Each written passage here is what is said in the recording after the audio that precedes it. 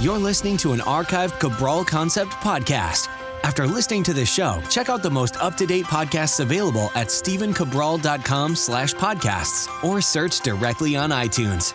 And now, welcome to the Cabral Concept, where board-certified naturopath and integrative health practitioner Dr. Stephen Cabral shares how he was diagnosed at the age of 17 with a life-altering illness and given no hope for recovery. It was only after studying and traveling all over the world did he discover how to combine ancient Ayurvedic healing practices with state-of-the-art naturopathic and functional medicine to fully rebalance the body and re-energize it with life. It's time to discover how to get well, lose weight, and finally feel alive again. And now, here's your host, Dr. Stephen Cabral. Thank you for joining me once again on this Cabral HouseCall. So this is part 2 of the weekend. Yesterday, I had the pleasure of answering somewhere around 10 of our community's questions. We're working through March 2018 questions. So excited to be able to try to catch back up. As always, if you want your question answered pretty much the same exact week, feel free to head on over to cabralsupportgroup.com. That is our free Facebook group. We just have a fancy URL. A lot of people are asking, why is it Cabral Support Group? But it goes over to Facebook. And that's because the URL, the thing you'd have to type in for Facebook, is so long and it's all numbers. We made it easy for people. Just go to cabralsupportgroup.com. Head on over. That is a free group. We have so many amazing people, somewhere around 1,600 people from all around the world, just really dedicated to not only getting themselves healthier, but it's such a unique group of people. There's people in there, and it's a lot of the group, it's not just a couple people, who are there to make sure that others succeed. A lot of health coaches, a lot of people that have been on their own health journey. So pretty amazing. Even if you don't want to participate, you can always head on over there, use the search bar and type in something like recipe. And there's over 100 recipes now from our amazing health coaches, especially from Julie Hayes, who posts each and every Wednesday in there. So pretty exciting. And well, without further ado, let's get right into part 2 of our house call and go through hopefully another 10 or 12 questions today. So let's get started. Gwen is up first. Gwen's asking, I pretty much always had normal periods, but now it's been almost 2 years since I've had my last period. I've gone to a gynecologist with no real answers. The doctor ran several tests, including testosterone and DHEA, sex hormone-binding globulin, luteinizing hormone, and thyroid. All of these came back within normal range. The blood work did show low prolactin and low progestrerone. I'm not underweight, nor do I have extremely strenuous exercise. Emotionally, I do not feel stressed, so I'm not sure what could be causing the amenorrhea. Something further in my background, I've had constipation, following a diet under a dietitian, using some probiotics and digestive enzymes, and I'm trying to reintroduce more foods. I also have low complement C3 and 4, Speckled ANA Pattern, ANA titer, positive ANA, but my rheumatologist doesn't seem to believe the results are conclusive of anything. I'm guessing the low FODMAP diet should help seal any leaky gut I have, but I've already been on the diet for several months since I'm a graduate student who loves all the work I get to do. I do not have tons of extra money to run every test, but I want to get to the root cause of the amenorrhea. I love your podcast. I'm very happy I discovered it. All right, Gwen. You know what we need to do, Gwen, though, is we need to go back and get you to listen to the previous podcast on how it's literally called Candida diets do not work. So you'll just, again, we use a Candida diet, but it doesn't help get rid of Candida. It helps suppress it for a while, but it does not help get rid of it because it will grow back if you have not fully gotten rid of that Candida and repopulated the gut in the proper way to balance that out. So my recommendation is that really, if there's Candida overgrowth, there's gut issues, we need to do that. And remember, you do not seal the gut by doing a low FODMAP diet. Nothing about that seals the gut. What it doesn't do is it does not feed the bacteria or Candida with fermentable-based foods, fructo, oligo, di, mono, and polysaccharides. So that's what it's doing. But what it's not doing is feeding it nor decrease it. Well, it can help decrease the inflammation, the gut wall. So please go back, listen to my previous podcasts on Candida, on SIBO, on all of those things. They will literally teach you step-by-step how to fix that because I just don't believe you're going to fix it doing what you're doing right now. And I don't say that you're doing anything wrong. You're on the right track. It just takes more than that. If it was that easy, it would be fantastic. Like, it really would. I would have fixed my Candida overgrowth and SIBO and everything else a decade before I fixed it if it was as easy as a food elimination diet. But unfortunately, your gut is its own living microbiome with more bacteria in it than cells in your entire body. It is the epicenter of your immune system. It works with millions of different nerves. It innervates all sorts of different systems within the body itself. It sends signals back to the brain, helping you feel happy or maybe not feeling more anxious. So it does all of those things. In terms of amenorrhea, we need to move on to that though, because amenorrhea could be from your low progesterone. So like that might just be like a really simple, straightforward why you're not getting your period. If your body's not producing enough progesterone, you literally are missing one phase of your cycle. And that's the luteal phase where progesterone should be increasing from, it starts to increase somewhere around day 13, 14, where it's going to peak out about 7 days later, around day 21, day 22. And then it will start to fall after around day 23, day 24, just gradually as it drops down around day 28, where both estrogen and progesterone are on the lower end. And that should be obviously when you begin to menstruate. So there's that. So it could be the progesterone. But the other thing is you clearly have some type of autoimmune-based issue going on. And again, that's why I'm so adamant you fix your gut. You have a low complement C3 and 4. That signifies lupus for the most part. So, it's something to look into. Lupus would be an autoimmune-based issue. And then if you're running high on ANA, there possibly could be rheumatoid arthritis. Maybe you could look into Hashimoto's. So what would I run? Again, that's a hard one because I would run the thyroid adrenal hormone for sure to figure out what's going on with the amenorrhea. And then for the autoimmune-based issues, I would run the organic acids test. And if I had to pick a second one, I would run the stool test. But I would do the organic acids test first because that will show you if there's the candida overgrowth. The stool test will show you if there's a lot of the bacterial overgrowth parasites as well as any H. pylori. So hopefully that gets you started, Gwen. Kevin's up next. Hi, Dr. Cabral. My name is Kevin, and I'm wondering if you give me some advice on what my nutrition should look like for gaining muscle, but consuming foods that are good for my health. I competed in my first bodybuilding show last fall, and now I'm back in the gaining cycle. During my previous bulking cycle, I was eating a lot of foods that helped me gain weight, but were not necessarily the best for my overall health. I want to keep competing and adding more muscle, but not at the expense of my internal health. I'm stuck between a rock and a hard place trying to gain weight, but having a clean diet that cuts out sugar, wheat, processed food 90% of the time. I only allow myself one cheat meal a week with my body type leaning towards ectomorph combined with some mesomorph. I'm having a hard time putting on mass. Any suggestions you may have would be truly appreciated. You are somebody I look up to and want to model for my personal life and career. Thank you very much, sir. Kevin, I appreciate that. Thank you very much. That does mean quite a bit to me.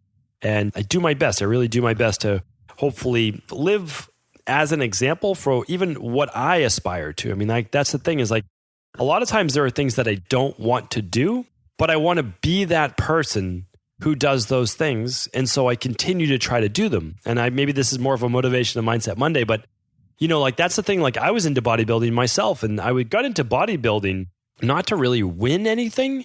And again, I tore my bicep it was about 4 weeks out from when competition was. And so I never got to kind of fulfill that dream. But the truth it wasn't a huge dream of mine. It was more to see how far I could take my body because I was a sick kid and I was able to then start transforming my body. And even though I hadn't transformed my health, by transforming my body, I kind of felt like I had a little bit of control, right? And so that's what I was going for. I don't want to turn this again into my specific story. But what I would like you to do is I did a show last week that a lot of people resonated with, and it was why to make the move to 3 meals per day. For you, actually, that's why it's always for like 99% of the population. What for you, I would do 4 meals per day. And the way I would add that weight that you want to is I would add 500 calories per day. Now, I know it's just a starting point. I understand that. But it's as easy for you as adding 125 more calories at each meal. So first, you're going to have to track your macros. Okay, your macros, just look at it as your total calories. And yes, you can do a breakdown between your carbs, protein, and fat. Now, this is easy for you because 125 more calories per meal is only 1 tablespoon of a healthy fat. So that 1 tablespoon might be pumpkin seeds, it might be olive oil, it might be avocado. You choose your healthy fat. That's completely up to you. But the other goal that I always have to teach for someone that's an ectomorph/mesomorph, which again, like I'm predominantly the vata, the ectomorph, but I have a fair split between pitta and kapha. So I'm a mixture of the three, but I definitely have more of the ectomorph.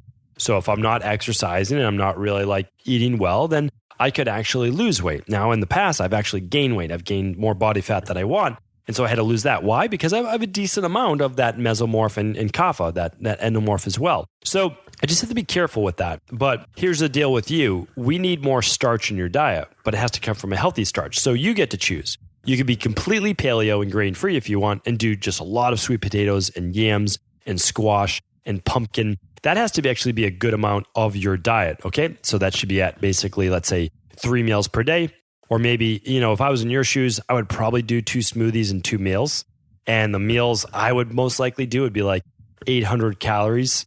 And then the 2 smoothies would probably be like, try to think for you, somewhere maybe around 600 calories or so. Maybe your meals are more like 1,000 calories to get yourself at least to 3,000 calories a day. And of course, that may not be enough for you. You might need to take up to 3,600 calories or 4,000. I had to take mine up close to 5,000 calories to try to get up again. But my goals were ridiculous at the time, right? I wanted to get to 200 pounds. And on my frame, that would be a lot. So I was able to do it because, again, you can overcome. I really believe you can pretty much overcome anything you want with your body. Doesn't mean it's healthy. I got up to 200 pounds. Wasn't the healthiest thing to do, but I did it. Well, not quite. I can remember this day, stepped on the scale. I was 196.7 pounds. That's the heaviest I could get because at that time I said, you know what? Like I even realized it back then. This is not healthy for me. I'm going to stop this.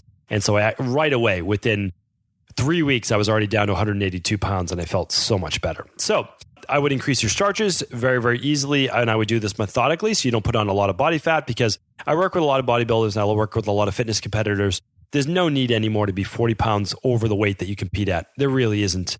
You can easily, just depending on where you're at, like let's say you compete at 180 pounds, you can get to 205 during your off season and then shred down to 180. Again, like it's right around there, 20, 30 pounds maximum. I really believe you could be right around 20 pounds to 25 pounds over and you would just really get down lean before the competition. So, and then as an ectomorph, just want to give you some advice on what I did and what I help others with when you're getting down for cutting weight and you're really looking to get shredded. You actually will not take your carbs down tremendously like a lot of people do until you get close to the show. What you'll actually do is you'll ramp up more of your cardio and more of your output to continue to burn more so that your muscles don't get what's called flat. And I know that you know what that means, but you don't want to lose muscle and you don't want to go in flat. And the way that you're able to do that is to keep your carbs up and keep your calories up and then to do a little bit more cardio the healthy way. So I could talk about this literally all day. One thing that we also do is we still implement that 12-hour overnight fast for natural, healthy bodybuilders as well. We try to do that. Okay. So hopefully it's a place to get started. And thank you so much for tuning in. Anonymous is up next. Anonymous is writing in. Really appreciate your work. And I've become so much more knowledgeable after discovering your podcast. My question is regarding Linzess. I have been battling GI issues, constipation, gas, bloating for 6 years. I've tried so many different diets, detoxes, and supplements, including different things for candida, nothing worked until I was prescribed Linzess. I don't know if that's the correct pronunciation because I wasn't familiar with the specific drug, so I just looked it up for you. Since starting this particular drug, all my symptoms seem to disappear. Do you have any idea why this drug is so successful? I would much prefer a natural approach to healing. Thanks so much. This is a great question, Anonymous, because I ask people all the time, have you ever done anything conventional medicine-based, drug-based, natural-based, lifestyle-based? Have you ever done anything when they're telling me about their problems that was able to alleviate that problem, even if it was only for a couple of days, a couple of weeks, or a couple of months? And when they tell me like, wow, I really don't like to do it, but this is what I do. And I'm like, oh, okay. And if it's a drug I haven't heard of before, I look it up and I say, what is the mechanism by the way that this drug works? And if you're a health practitioner, or if you're a naturopathic doctor, or if you're a natural health doctor in any way, you can look up the drug and you can say, oh, this is a antagonist to X, meaning like it will help block whatever, dopamine, or it helps to stimulate serotonin, or it would be an agonist. So, you can look up all these things and I'm like, okay, I get it. So really the reason that this helps you, like if it was someone with a SSRI-based issue, is like, okay, well, you don't have enough serotonin. So like, hey, we know how to make that. We know how to manufacture that. Let's do this, this, and this. So anyway, this drug that I looked up, it's Linzess. I have no idea how to pronounce it because, again, I'm not in the pharmaceutical world. But of course, I work with a lot of pharmaceutical drugs in my practice. Not that I prescribe them or recommend them, but because people come in on a lot of medications. So I have to know what all of these different medications are. This was not one I'd heard about, so I looked it up. And it said it was the first approved treatment in a class of drugs that works differently from other available medications. Linzess acts locally in the intestine and is thought to work in 2 ways: by helping to calm pain-sensing nerves and by accelerating bowel movements. Linzess helps to manage your IBS. Okay, so here's what it does. And now they're looking into different classes of drugs. And again, this is from the actual website. So they're saying essentially themselves, they don't know how it works. They believe so this is called idiopathic. We don't know exactly how it works, but they believe it helps by calming the nerves. Again, this is very helpful for IBS because I work with a lot of people and we completely eliminate the candida and yeast overgrowth, and we eliminate the bacterial overgrowth and the parasites. So first, if you've never run an organic acids test, stool test, and food sensitivity test, well, those are your big three. Like that's literally what you'll run, right? If you can only do one, organic acids test, 2, you'll do the stool, and if you can do 3, you'll do the food sensitivity test. And you can do them right at home. I'll review them. I'll give you my recommendations. You'll speak with one of my health coaches. That's exactly how we work. Literally, you can just go to equilibriumnutrition.com. You can check out all the different labs. It's pretty amazing. So here's what we look at though. For all the people who eliminate the bacteria, they eliminate the yeast, they eliminate those things, and they still have, we call it kind of like, a lot of people call it a bubble gut, right? Bubble guts. They basically get this bubbling and gurgling in their gut. Well, a lot of that's still anxiety based. So what we help them with is by doing things to decrease anxiety, whether it's our Adrenal Soothe product that works incredibly well. We typically do 1 cap at breakfast, 1 at lunch, and 2 at dinner, or even before bed if you want to help with sleep. We'll do a little bit of our full spectrum magnesium. That's a really nice one that we use quite a bit. If you need to accelerate bowel movements, well, then we'll use our magnesium citrate, or it's just part of our constipation protocol. So that helps tremendously as well with the advanced fiber support. And then as needed, if that's not enough, then we'll move on to some neurotransmitters such as GABA. That's a great product to use. And then we'll also use as needed 5-HTP. Now, we don't use those very often because we don't need to, but I'm not against those for a shortened period of time. And again, if you're on an antidepressant, you will not use those neurotransmitters, 5-HTP and potentially GABA as well.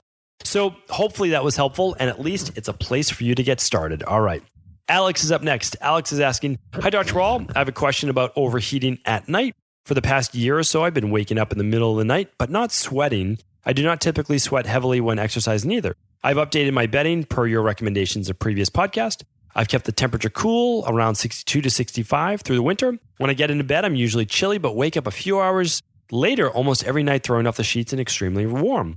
I'm relatively healthy, took the food sensitivity test last year and eliminated all my high food sensitivities, and also completed the candida and bacterial overgrowth protocol after taking the organic acids test. Any ideas what could be causing the elevated temperatures at night? Thanks in advance. Okay, I do. So here's some reasons why you can be warm at night. 1, parasites. Now, I'm assuming you don't have that, but the only way you know if you have parasites or not, truly, is by running the stool test. Okay, you can do it or not. That's up to you. I'm just going to give you all the different reasons, and then you can decide for yourself. The second one is viruses. So parasites are more active at night, and a lot of time viruses are as well. So viruses are living things. Parasites are living things. And they seem to be, at least from thousands of years of literature, literally, a little bit more anabolic, a little bit more nocturnal, meaning they're going to work at night a lot of the time. So what we can do is we can do an antiviral-based protocol. I have a podcast that's called How to Destroy Viruses. You can look that up by going to stephencabral.com/podcast. Simply type in virus if you want in the search box, or destroy viruses, or some keyword like that, and you'll easily find the show. If you ever can't find a show, just ask us at cabralsupportgroup.com. We'll find it for you that day.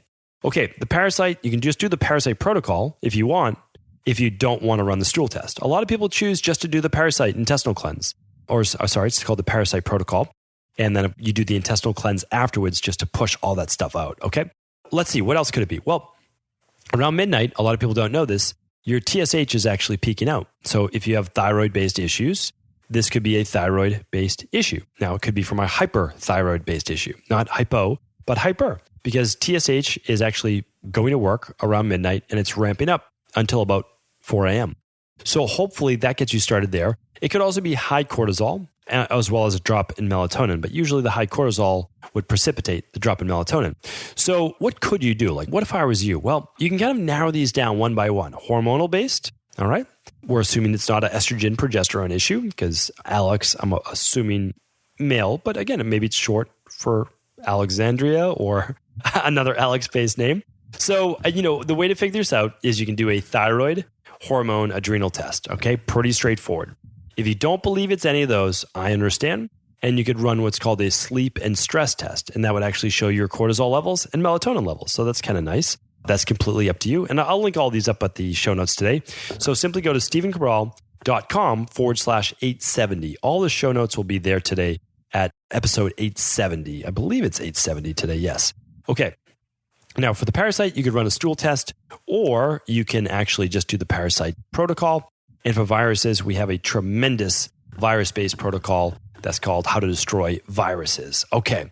So hopefully that gets you started. Brandon's up next. Brandon's asking, Dr. Ball, I cleaned up my personal care products, including deodorant, soap, toothpaste, but I can't find a hair product similar to a hair fiber. My hair is really fine and it looks like a frizzy mess if I don't put anything on it.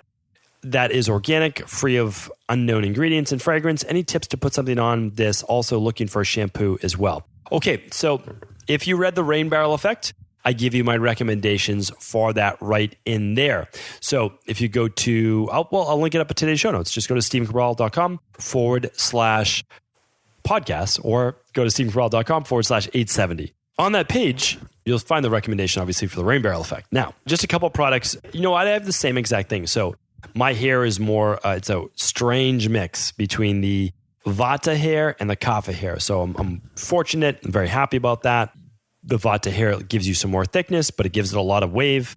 But the Vata hair in me, the Vata part of me, makes it very dry and frizzy. So a lot of people can walk around with no product in their hair. Not me. Literally, my hair would grow straight up in the air, like it literally straight up in the air. So I look for natural products myself. And let me just give you a couple to look for. One thing that's really good for hair like yours and hair like mine are things, if you like something that gives it a little bit more hold, something with beeswax in it. So a natural beeswax-based product, any type of wax-based product, but more natural, right, is going to hold it in better place. Here's what I'm going to do. There's a company called Artisan Oil. There's another product called John Masters Organics. There's a couple of things in there that I wouldn't love, but pretty good product. But also there's some like very simple, very straightforward ones. And I want you to actually be able to do the research for yourself, just like anybody, right? And so you can go to ewg.org.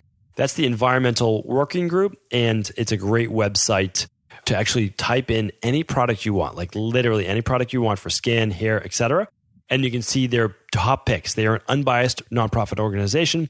And I did tons of research on that for the Rain Barrel Effect. So feel free to check that out. They're always reviewing products there. If you don't find yours, you can actually type it in. And so you can type in the product right there. It will give you the toxicity rating and you can go from there. So hopefully that helps Brandon set you in the right direction.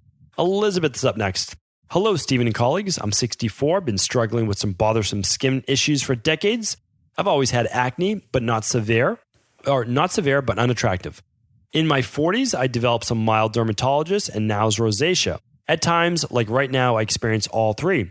I know my digestion isn't great, but a tendency towards inflammatory issues, mild IBS, postnasal drip, joint issues, follow a paleo-ish diet, and don't eat wheat and gluten and avoid grains and dairy. My body seems very happy with that, but it hasn't improved my skin, I'd hoped. Do you have any suggestions as to the cause for my skin issues and what can I do? All right, Elizabeth, this is pretty straightforward. Skin issues, some minor acne, rosacea, some joint pain, postnasal drip. All right, definite, or no, I can't say definite, right? I can't say definite. So here's what I'm saying. It's most likely some type of gut-based permeability. You are 64 years old to be able to take antibiotics. It is to take Advil, to take ibuprofen, to take tap water, to take all of those things. So, literally, when I was 17 years old, I had taken 3,000 capsules of amoxicillin. I'm assuming you have not taken 3,000 capsules of amoxicillin. At least I hope you haven't. But believe it or not, and this is why I want to share this with you, because I know this could have happened in your 30s. Again, really could have just happened in your 30s. And what happened was the gut wall never resealed itself. Your gut wall, once you take antibiotics, again, some people are more susceptible than others, but if you take antibiotics and you open up the gut wall, it doesn't always close back up on its own because it doesn't necessarily have a reason to. If you haven't done anything to help close it up, that can possibly be, specific issues. So what I would like to do right now is to be able to help you figure this out now, fix it, so that you go on and continue to live this hopefully vibrant and fantastic life, and that you're feeling great in 20 years from now at 84 years old, and better than now. That's really what I want for people, and I believe it. I wholeheartedly believe it. So here's what I would like you to do. If possible, I would like you to run an organic acids test. Always look at the gut first. So organic acids test first. And then if you can do a second one, it would be the stool test to look for bacteria, H. pylori. And then the third test would be a food sensitivity test. Okay, in that order. Hopefully that helps. Hopefully I was able to at least move you in the right direction. And thank you, Elizabeth. I really do appreciate you writing in. Thank you so much. Cindy's up next. Hello. Do you offer a GI map lab test kit? If so, what's the cost? Is there a link you can send me? Thank you, Cindy. All right, Cindy, any quick questions like this, just go to cabralsupportgroup.com, post it right in the Facebook group. We do not offer the GI map. It's a test that I've looked into. I've actually used I've almost used, I would say all, like legitimately pretty close to all, let's say 90% of all the functional medicine lab tests out there. I've chosen the ones that I get the best clinical results from, and I can take the most actionable data from. We recommend the organic acids test and the 3-day stool test. So that's what we prefer. That's what I read the results on. That's where I've gotten the best clinical, again, results from. You can do the GI map. I have no problem with that lab test either. So I read all sorts of lab tests. Not that I don't enjoy that test.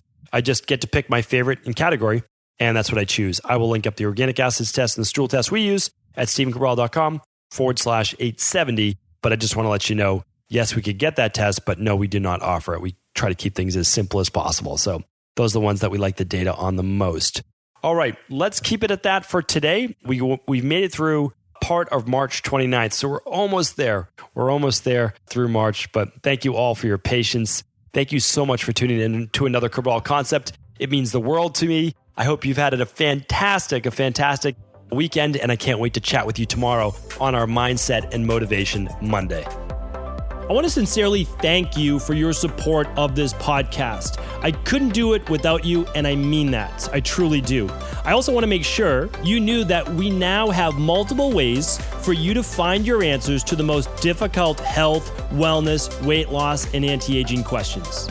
You can find podcast-specific topics like thyroid, adrenal, hormones, sleep, digestion, Ayurveda, and many more at stevencabral.com/podcasts that will then link you to your favorite Apple, Spotify, and other podcast players. Plus, all new podcasts and weekly exclusive video content is being added to our YouTube channel at youtube.com/Stephen Cabral. And that's Stephen with a PH. Head on over and subscribe so that you don't miss any of the exclusive content. Lastly, if you've ever found any of my podcasts or books to be helpful, I would really appreciate it if you could leave a review on iTunes or your favorite media player for the podcast. Rating and subscribing to the YouTube and podcast allow me to reach more and more people and help spread my mission of healing throughout the world. Thank you again for being a part of this movement.